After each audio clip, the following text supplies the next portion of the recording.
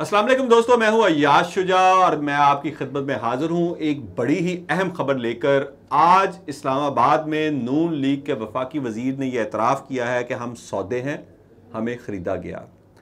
उनके एक और वफाकी वजीर ने यह एतराफ़ भी किया कि एक्सटेंशन के चक्कर में मुल्क से खिलवाड़ होता है। इस तरह इमरान खान का बयानिया एक बार फिर सच निकला। पहला बयानिया साइफर पे उनका सच निकला, दूसरा बयानिया कि ये पीडीएम की हुकूमत शरीफ बरादरान पीपल्स पार्टी जेयूआई इसलिए इक़्तिदार में आए हैं कि नैब में से अपने जो इनके केसेस हैं उनको ख़त्म कर सकें, वो सच निकला। और अब फिर ये बयानिया सच निकला है कि मौजूदा हुकूमत को इमरान खान को निकालने के लिए इस्तेमाल किया गया। ये सारी तफसील मैं आपसे ज़रूर शेयर करूँगा, लेकिन आज इसके अलावा भी एक ख़बर है। शेख रशीद जो कि सियासी पेश गोइयों के माहिर हैं, बड़ी बड़ी कमाल की पेशगोइयाँ करते हैं, उनका कहना था कि रावलपिंडी में होने वाली मुलाकातों के अच्छे नताइज आ रहे हैं और इन मुलाकातों के आइंदा की सियासी सूरत हाल पर बहुत अच्छे असरात मुरतब होंगे। रावलपिंडी में ऐसी कौन सी मुलाकातें हो रही हैं जिनकी तरफ शेख रशीद का इशारा है? तो वो मुलाकातें नहीं हैं बल्कि वो कोर कमांडर कॉन्फ्रेंस है और शेख रशीद ने दावा किया है कि उसमें मुल्क की मौजूदा सियासी सूरत हाल और इस सियासी डेडलॉक से निकलने पर भी बातचीत हुई है। अगरचे ये ISPR के एलामिया में शामिल नहीं, लेकिन शेख रशीद की इस बात की तस्दीक मारूफ जर्नलिस्ट साबर शाकर ने भी की है। इसके साथ साथ नून लीग के बारे में भी आपको बताएं कि नून लीग शदीद तकसीम का और बदनज़मी का शिकार है और लाहौर जिसे नून लीग का कला कहा जाता था और 2018 के इंतखाबात जिसमें इमरान खान की हुकूमत बनी, उसमें भी नून लीग ने लाहौर में से कौमी असम्बली की 14 में से 10 नशिस्तें जीती और बाद में होने वाले इमरान खान की जो उन्होंने नशिस्त छोड़ी लाहौर से ज़िमनी इंतखाबात में, ख्वाजा साद रफीक ने वो नशिस्त भी जीत ली। शरीफ बरादरान बबांगे दहल ये कहते थे, नून लीग के लीडरान बबांगे दहल ये कहते हैं कि लाहौर उनके लिए लाड़काना है, यानी लाहौर वैसा ही उनका किला है जैसे लाड़काना पीपल्स पार्टी का। लेकिन उसमें शदीद तकसीम और बदनज़मी का ये आलम है कि नून लीग लाहौर के सदर परवेज़ मलक जो कि साबिक़ वफाकी वज़ीर भी थे, उनको इस दुनिया से गुजरे 1 साल हो चुका है, लेकिन लाहौर का सदर नून लीग मुकर्रर नहीं कर सकी। इस वक्त नून लीग में खींचातानी का माहौल है मरीम नवाज़ और हमजा शहबाज कैंप का। मरीम नवाज़ की तरफ से सैफुल मलूक खोखर, अलमशहूर खोखर बरदरान, वो सदर लाहौर बनने के उम्मीदवार हैं, जबकि हमजा शहबाज ग्रुप की तरफ से राना मशहूद इसके उम्मीदवार हैं। और इन दोनों की इस खींचातानी में और क़यादत की तकसीम में जो इख्तलाफात है क़यादत में, लाहौर का सदर 1 साल से मुकर्रर नहीं हो सका। आप इससे अंदाज़ा लगा लें कि नून लीग की लाहौर में क़यादत इस वक्त कहाँ पे खड़ी है। इसके साथ साथ एक और ख़बर आपसे डिस्कस करूँगा कि राना सनाउल्लाह माशाल्लाह आपको उनकी बढ़ के याद हैं कि लॉन्ग मार्च से निपट लेंगे, 50,000 रबड़ बुलेट्स ले ली हैं, 60,000 आंसू गैस के शेल हैं, ड्रोन आंसू गैस के शेल फेंकेंगे, उल्टा टांग देंगे, मुंह तोड़ जवाब देंगे, इनको मज़ा चखा देंगे। ये वो बयानात हैं जो उन्होंने ऑन रिकॉर्ड टीवी स्क्रीन्स पे दिए।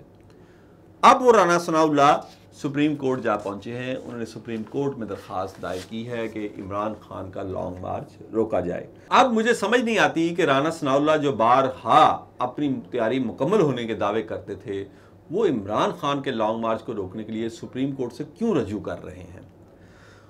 दूसरी जानिब अब मैं अपनी मेन खबर की तरफ आता हूं। जो मैंने कहा कि हम सौदे हैं, बिकने के लिए तैयार रहते हैं, वो खबर ऐसी है कि आज वफाकी वज़ीर, नून लीग के वफाकी वज़ीर रियाज पीरज़ादा ने ये कौमी असम्बली में तकरीर करते हुए कहा कि हम सौदे हैं, हम बिकने के लिए तैयार हैं और बाहर आके मीडिया से भी यही गुफ्तगू की और ये बड़ी ख़तरनाक गुफ्तगू थी। और उनका इशारा एक और भी बड़ा सख्त था। जब एक सहाफ़ी ने उनसे सवाल किया, उन्होंने कहा कि आपने किन इदारों की बात की है कि अगर वो ठीक हो जाए तो मुल्क ठीक हो जाएगा। तो एक उन्होंने इशारा किया अदलिया की तरफ, एक अपने घर के मुहाफ़िज़ों की तरफ यानी कि इस्टेब्लिशमेंट फ़ौज, और दूसरा उनका पार्लियामेंट का भी उनका इशारा था कि उनको भी ठीक होना चाहिए। ज़िमनी इंतखाबात में मुसलसल शिकस्त के बाद अब शायद नवाज शरीफ कैंप जो है वो सियासी शहीद बनने की तैयारियां कर रहा है और अपना बयानिया बदल रहा है। नवाज शरीफ के इंतहाई करीबी साथी ख्वाजा आसिफ जो कि वफाकी वज़ीर हैं, उनकी आज कौमी असम्बली में तकरीर तो यही बता रही है। उन्होंने मुल्क की तबाही का ज़िम्मेदार फ़ौज की 4 बार जो उन्होंने मुल्क में मुदाखलत की, मार्शल लॉ लगाया, उसको करार दिया। उनका यह भी कहना था कि एक्सटेंशन लेने के चक्कर में मुल्क से खिलवाड़ किया जाता है। यानी आज ख्वाजा आसिफ ने बड़ी सख्त तकरीर की। इससे पहले भी PTI के दौरे हुकूमत में वो इसी ऐवान में फ़ौज के ख़िलाफ़ बड़ी सख्त तकरीरें कर चुके हैं, लेकिन जैसे ही गेम उल्टी हुई और PDM को हुकूमत मिली तो वो तमाम तकरीरें हवा हो गई। वो भूल गए कि उन्होंने कभी फ़ौज के ख़िलाफ़ वहाँ पर एहतसाब की बातें की थी।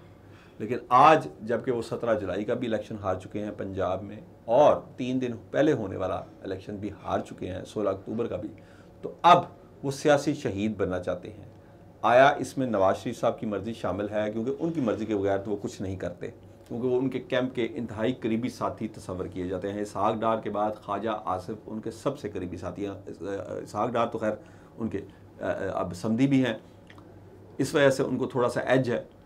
तो ख्वाजा आसिफ बग़ैर नवाज शरीफ की मशावरत के इतना सख्त बयान नहीं दे सकते। इसका मतलब ये है कि मुस्लिम लीग नून के कायद मियाँ नवाज शरीफ को अब ये महसूस होना शुरू हो गया है कि उन्होंने जो पहला बयानिया उनका था कि हुकूमत लेकर हमने सख्त गलती की, वो सही था। और अब तक के होने वाले तमाम ज़िमनी नताइज, इंतखाबात के नताइज उनके इस बयानिए को दुरुस्त करार दे रहे हैं कि हुकूमत में आकर मुस्लिम लीग नून ने इंतहाई शदीद गलती की, PTI की इमरान खान की हुकूमत को हटा के बड़ी गलती की।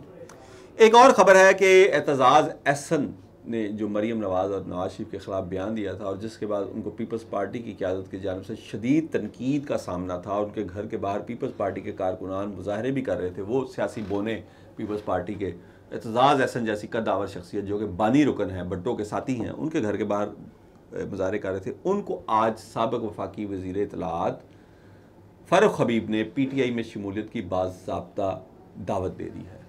आज सहाफ़ियों से गुफ्तगू करते हुए पंजाब असम्बली में उनका कहना था कि एतजाज़ एहसन जैसे अच्छे लोगों के लिए PTI के दरवाजे हमेशा खुले हैं।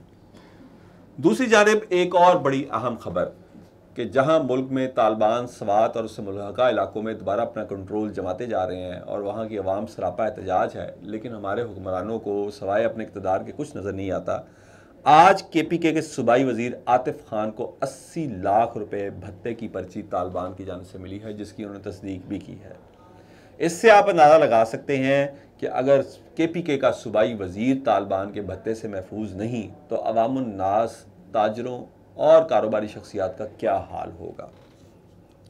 दूसरी जानिब एक और बड़ा आज ख़तरनाक मामला सामने आया है। सुप्रीम कोर्ट में साबिक chief justice Lahore high court और मौजूदा सुप्रीम कोर्ट के जस्टिस मंसूर अली शाह ने इमरान खान की नैब तरामीम के हवाले से दरख्वास्त पर समाअत करते हुए ये रिमार्क्स दिए कि सारा कारोबार और पैसा तो फ़ौज के पास है, तो फिर उन पर नैब के कानून का इतलाक़ क्यों नहीं होता? क्या अफवाज पाकिस्तान एहतसाब से बालातर हैं? इमरान खान ने फ़ौज के एहतसाब का नुक्ता दरख्वास्त में क्यों नहीं उठाया? ये बड़े सख्त रिमार्क्स हैं। इन रिमार्क्स से आप अंदाज़ा लगा सकते हैं कि मामलात किस तरफ जा रहे हैं। इन पर चूँकि ये बड़ा हसास मामला है, मैं ज़्यादा बात नहीं करूँगा, लेकिन इन सुप्रीम कोर्ट के मुअज़्ज़ज़ जज के ये रिमार्क्स जो हैं ये बहुत कुछ बयान कर रहे हैं कि मामलात किस तरफ जा रहे हैं। मज़ीद अपडेट लेके भी आपकी खिदमत में फिर हाज़िर होऊंगा। अपने दोस्तों और रिश्तेदारों का ख्याल रखिएगा। अल्लाह हाफ़िज़।